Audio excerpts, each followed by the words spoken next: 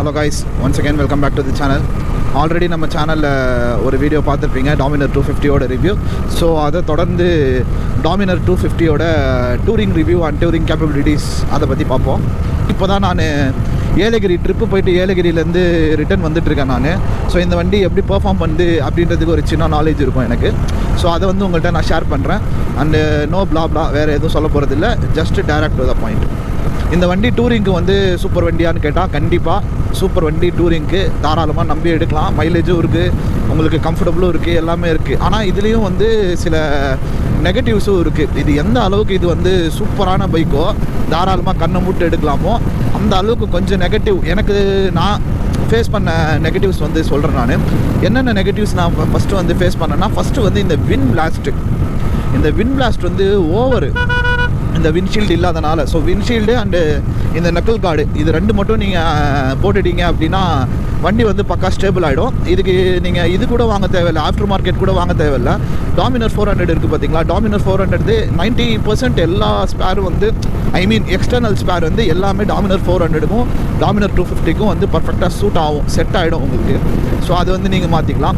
வேறு என்ன நெகட்டிவ் பார்த்தேன் அப்படின்னா, இந்த வண்டியோட டயர்ஸ். இந்த வண்டி வாங்கினோடனே ஒரு ஃபஸ்ட் சர்வீஸ் எல்லாம் முடிச்சுட்டு ஏற்காடு எடுத்துகிட்டு போயிருந்தோம். இந்த வண்டி ஏற்காடு போகிறப்போ என்ன ஆச்சு அப்படின்னு பார்த்தீங்கன்னா, பின்னாடி டயரும் சரி முன்னாடி டயரும் சரி, இந்த வண்டியோட சைஸுக்கு, இந்த வண்டியோட பல்க்குக்கு, அந்த வெயிட்டுக்கு அவங்க கொடுத்த டயர் வந்து எனக்கு என்னமோ சின்னது அப்படின்னு தோணுது. ஏன்னா வந்து வண்டி ஓட்டிகிட்டு போகும்போது அந்த காற்று அடிச்சிச்சுன்னா, இப்போ வந்து டயர் சைஸு பேக்கில் வந்து ஃபஸ்ட்டு 130 100 இருந்துச்சு, இப்போ வந்து 150 110 அந்த மாதிரி மாட்டி வச்சுருக்கோம். அதுக்கும் இதுக்கும் என்ன டிஃப்ரென்ஸ் அப்படின்னு பார்த்தீங்கன்னா, இந்த விண்ட் பிளாஸ்ட் வந்து உங்களுக்கு ஆகுது பார்த்தீங்களா விண்ட்ஷீல்டில். அந்த விண்ட் பிளாஸ்ட் ஆகுறப்போ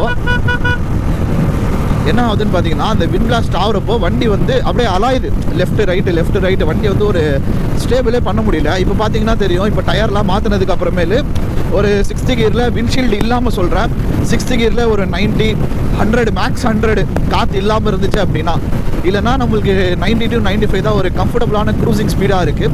ஸோ விண்ட்ஷீல்டு நம்ம போட்டுட்டோம் அப்படின்னா ஒரு 110 115 வந்து க்ரூசிங் ஸ்பீடு. ஆனால் 115லலாம் நீங்கள் போகும்போது வந்து மைலேஜ் வந்து உங்களுக்கு ட்ராப் ஆகும். உங்களுக்கு எப்படியும் வந்து ஒரு 25 to 28 இதுக்குள்ளே தான் தரும். இது டக்காடு ஒரு தடவை லாங் எடுத்துகிட்டு போய் செக் பண்ணிட்டோம். இப்போ ஏலகிரி ஒரு தடவை எடுத்துகிட்டு போய் செக் பண்ணியாச்சு. செக் பண்ணதுக்கு எப்படி சொல்கிறது, ஒரு 28 to 30. ஆனால் வந்து நாங்கள் எந்த இடத்துலையாவது ஸ்பீடு போனோமா அப்படின்னு பார்த்தீங்கன்னா எந்த இடத்துலையுமே நாங்கள் ஸ்பீடு போகல. க்ரூசிங் ஸ்பீடே வந்து 85 to 95. ஏன்னா போனதும் night, இறங்கினதும் hills.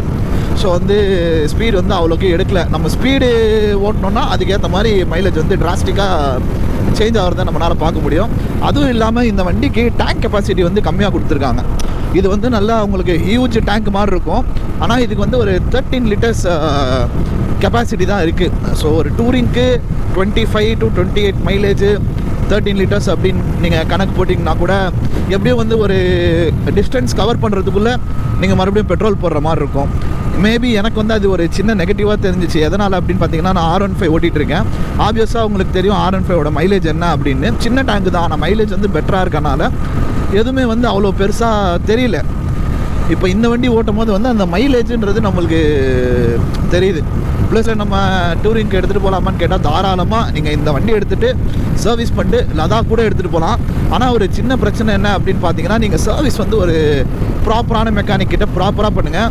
To be frank, Bajaj service சென்டரில் இந்த வண்டி கொடுக்காதீங்க.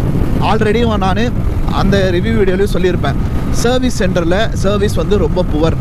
ஒன்று எங்களை சுற்றி இருக்கிற சர்வீஸ் சென்டர் அந்த மாதிரி இருக்கா, இல்லை ஓவரால் பஜாஜோட சர்வீஸே வந்து அப்படிதானா அப்படின்றது தெரில. ஏன்னா வந்து ஒரு சில இஷ்யூஸ் வந்து வந்துச்சு வண்டியில். இஷ்யூஸ் வருது, நாங்கள் என்ன இஷ்யூ இது அப்படின்னு போய் கேட்குறோம், எங்களுக்கே இது புதுசாக இருக்குது சார் இஷ்யூ அப்படின்னு சொல்கிறாங்க. ஸோ அந்த மாதிரி இருக்குது. அதனால் வந்து இதோட சர்வீஸ் மட்டும் நீங்கள் அந்த கம்பெனி சர்வீஸ், ஃப்ரீ சர்வீஸ் வந்து முடிச்சுட்டு அதுக்கப்புறமேல் நீங்கள் சர்வீஸ் வந்து வெளியில் பார்த்துக்கிறது உங்களுக்கு பெட்ரு. ப்ளஸ் இந்த வண்டியில் வேறு என்ன இருக்குது அப்படின்னு பார்த்தீங்கன்னா, ஹேண்டில் பார் வந்து கொஞ்சம் இப்படி முன்னாடி போன மாதிரி இருந்துச்சு. இப்போ வந்து இங்கே எக்ஸ்டெண்டர் போட்டிருக்கோம் ஹேண்டில் பாருக்கு. ஸோ இந்த எக்ஸ்டெண்டர் அண்ட் இந்த மாடிஃபிகேஷன் ரிவ்யூ பற்றிலாம் வந்து டெடிக்கேட்டடாக தனி வீடியோ ஒன்று ஆன் தி வே வந்துட்டுருக்கு. அதை பாருங்கள், அதுலேயே உங்களுக்கு ஒரு கிளாரிட்டி வந்துடும் என்னென்ன நம்ம டாமினரில் லோட் பண்ணலாம். டூரிங்காகவும் சரி, ப்ளஸ்ஸு பைக்கோட அழகாக கொஞ்சம் மெருகேற்றத்துக்கும் சரி என்ன பண்ணலாம் அப்படின்றது அந்த வீடியோவில் பார்த்தா உங்களுக்கு ஒரு ஐடியா வரும். So coming back to the point, எல்லாமே இந்த வண்டியில் பக்கா.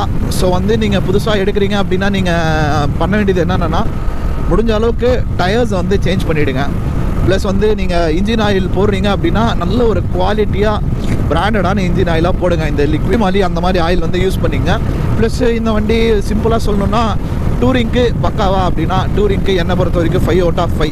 ஆனால் வந்து இந்த மாதிரி ஒரு சின்ன சின்ன மாடிஃபிகேஷன்லாம் பண்ணதுக்கப்புறம் டூருக்கு எடுத்துகிட்டு போகிறதுன்றது ஒரு எக்ஸ்ட்ரா சேஃப்டி.